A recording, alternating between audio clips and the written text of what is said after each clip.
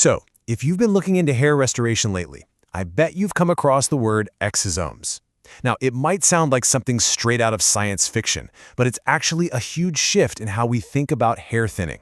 We're really moving away from just managing the problem and stepping into the world of regenerative medicine. Here's the game plan for this explainer. First, we're going to break down what exosomes are. Then, we'll get into how they actually work to grow hair. After that, we'll see how they stack up against other treatments, walk you through the procedure itself, and then wrap it all up with the key takeaways you need to know. All right, let's dive right into Section 1. What are exosomes? The easiest way to think about them is as your body's own super high-tech delivery pods. To really get this, let's use a little analogy. Okay, picture your body as this massive, busy construction site. To get any work done, you need the boss cells, in this case, the stem cells, to send out instructions to all the worker cells. But the big question is, how do those instructions get from the boss to the workers? Well, that's exactly where exosomes come into play. They are basically the envelopes carrying those vital instructions. The technical term is extracellular vesicles, which just means they're tiny, fluid-filled bubbles that cells release. And here's the most important part. They are not cells themselves. They're just the delivery pods.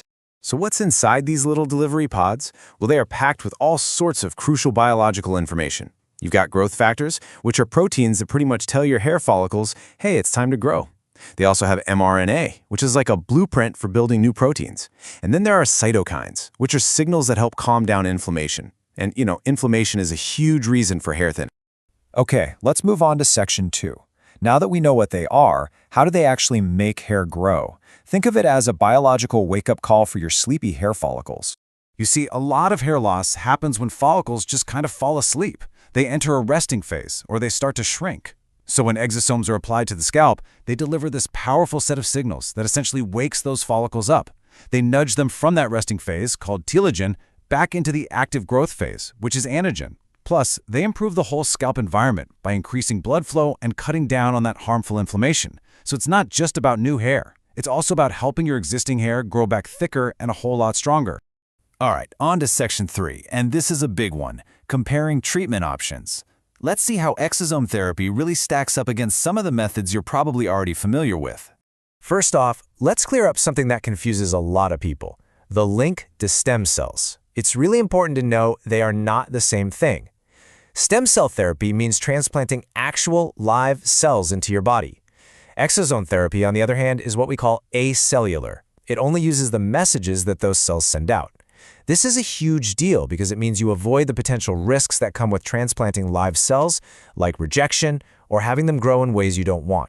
This chart really lays it all out. You've got your traditional treatments like minoxidil, right? That means daily pills or foams, and you have to use them forever to see results. Then there's PRP, where they use your own blood. The problem there is the quality really depends on your own health and age. But then you have exosome therapy. It uses these lab-purified signalers, which makes the treatment super concentrated and standardized every single time.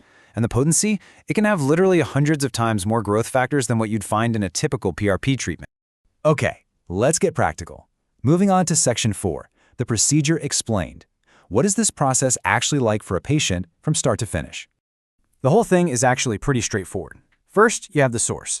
The exosomes are made in these specialized labs, and they're usually taken from umbilical cord stem cells to make sure they're super young and active. Second, the application.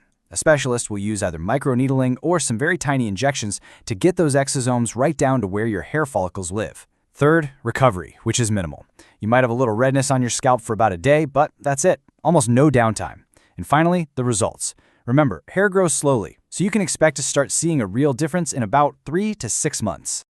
And that brings us to our final section, the key takeaways. Let's really boil this all down to the bottom line on exosome therapy. So what is the bottom line here? Exosomes are an incredibly powerful tool. There's no doubt about it, especially if you're in the early to middle stages of hair thinning. But, and this is important, it's not a miracle cure. It's best to think of it as a way to use our body's own communication network to help reverse some of that hair aging and thinning. And this right here might be the most important takeaway of all. Look, just like with any new medical trend, you absolutely have to consult with a qualified professional. Not all exosome products are made the same.